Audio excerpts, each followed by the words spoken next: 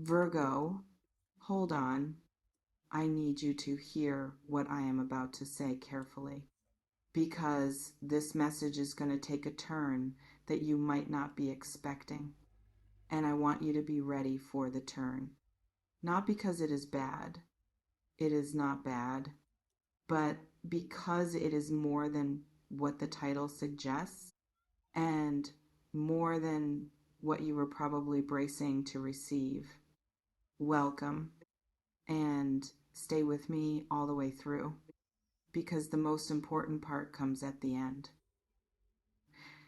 There is a call coming, not a text, not a message, a call, the kind that requires both people to be present in real time, no editing, no revising after the fact, no sending and then waiting in controlled silence to see how it lands. Just two people in real time saying things that need to be said and hearing things that need to be heard. The person who is going to make this call has been preparing for it, not writing a script, not practicing what they are going to say in a mirror, but doing the internal work, the kind that has to happen before someone is ready to pick up a phone and say something this significant to someone they care about this much without the protection of text or distance or the ability to carefully manage how they are being perceived. They are ready, or close to ready. The call is forming. Oh, now let me tell you what you are probably expecting, because I think you have already started filling in what this call is going to be in your mind based on what you know about this person and what has happened between you and what feels most likely, given the history. You are expecting an apology. And you are right. There will be an apology, a real one, not the managed kind, not the I am sorry you felt that way kind, not the kind that arrives wrapped in justifications and exits before the full weight of the accountability can land. A real apology, the kind that requires someone to say specifically what they are sorry for, to name the thing they did or failed to do without making it smaller than it was, without redirecting attention to what you also did wrong or what they were going through or why it was understandable that they behaved the way they did. Just, I am sorry for this specific thing that I did that I know hurt you, and that I am not proud of. That is coming, and it matters, and you deserve to receive it. But the apology is not the most important part of this call. I want to say that again, because it is the turn I warned you about. The apology is not the most important part of this call. What comes after the apology, what sits underneath it, what this person has been building toward through the internal work, that prepared them to make this call at all. That is the more significant thing. The unexpected thing, the thing that is going to catch you off guard in the best possible way, even though I am about to tell you it is coming. Because some things catch you off guard, even when you have been warned, because the heart does not fully process something until it arrives in real form.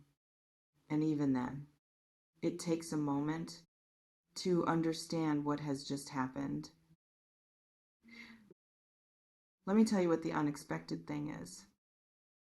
This person has come to a decision, not just a feeling, not just an emotion that is present but has not been acted on. A decision, deliberate, arrived at through time and reflection and the particular kind of clarity.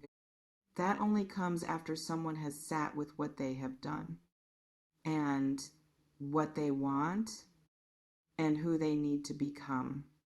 Long enough to know the difference between a feeling that will pass and a truth that will not. The decision is this: they want more than to say sorry. They want to show you that the apology is backed by something real, something sustainable, something that did not exist before because the version of themselves that existed before was not capable of producing it.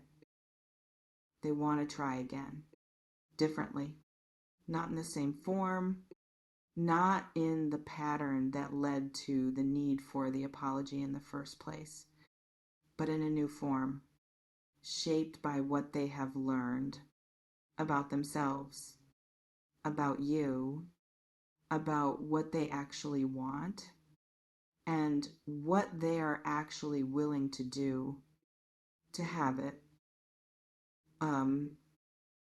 I want to be careful here because I do not want to oversell this, and I do not want to undersell it either. Both would be doing you a disservice. What this person is bringing to the call is genuine. I want to say that clearly. The decision they have arrived at is real. The work they have done to arrive at it is real. The want is real. But real intention is not the same as demonstrated change. And I want you to hold that distinction. When this call arrives, when you hear what they are saying, when part of you wants to receive it completely, and another part is cautious, both of those parts are operating correctly. Receive what they offer, and then watch what follows. Because intention that is sustained over time, that shows up not just in words on a phone call, but in the days and weeks and choices that follow, is what transforms intention into something you can actually build on.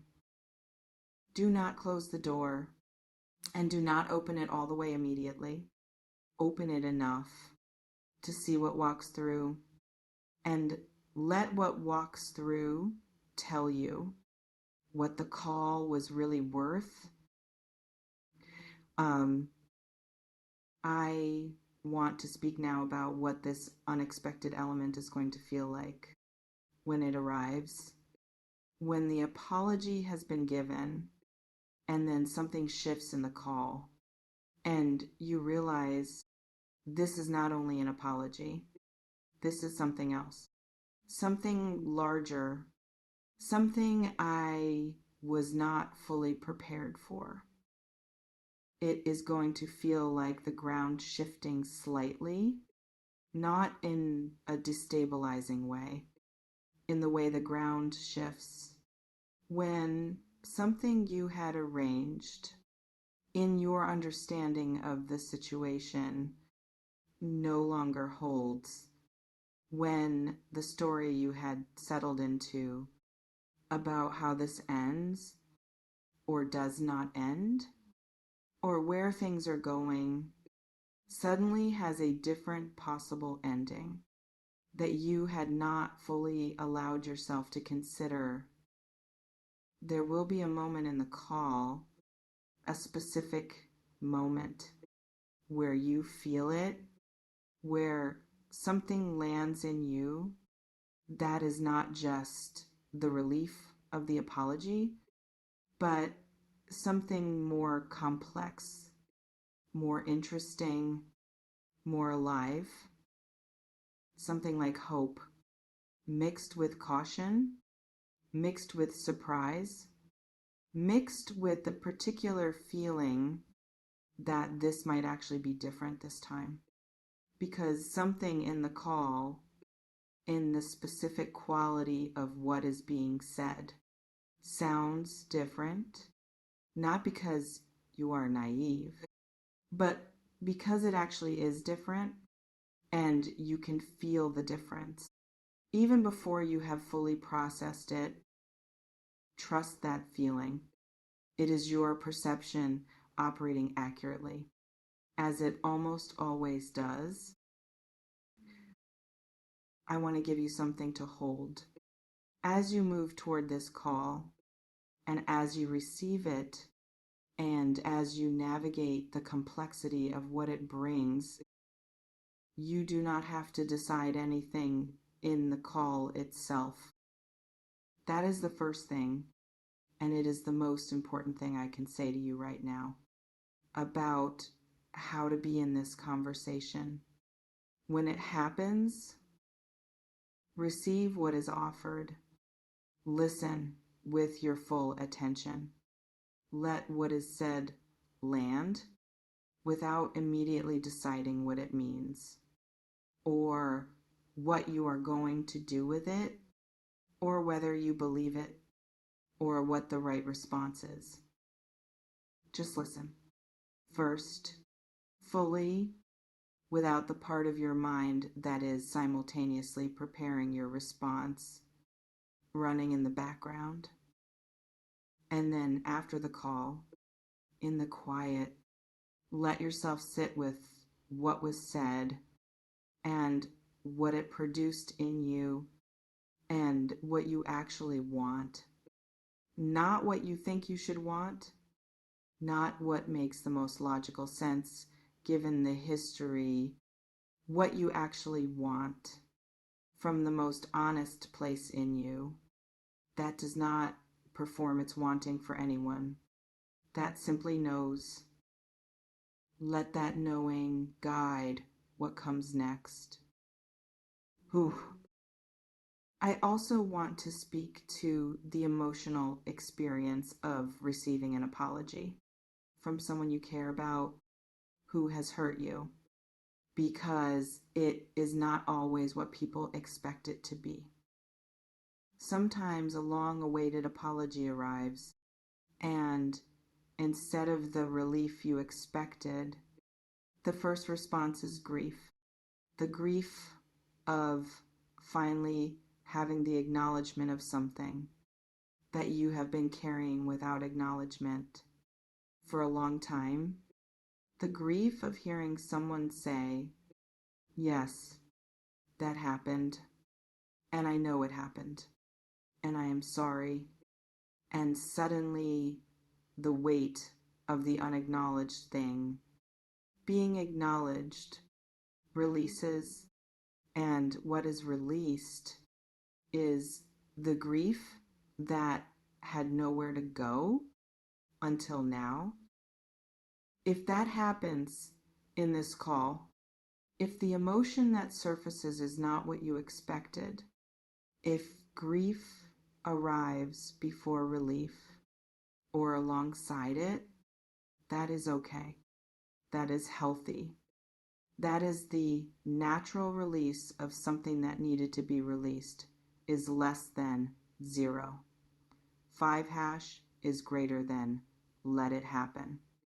Do not manage it for their comfort. Do not perform being okay. If you are not immediately okay, let the call be as real for you as you are asking it to be for them. Now I want to speak to the bigger picture, the one that extends beyond this single call, because as significant as this call is, it is a beginning, not an ending, not a resolution, a beginning of something that has the potential to be much larger than the call itself. What is being offered in the unexpected part of this call is an invitation into a different version of what has existed between you, a version that could not have existed before both of you had been through what you have been through, separately and together, a version that carries the weight of everything that happened as a foundation rather than as a wound. That is a specific kind of possible. That does not exist at the beginning of a relationship.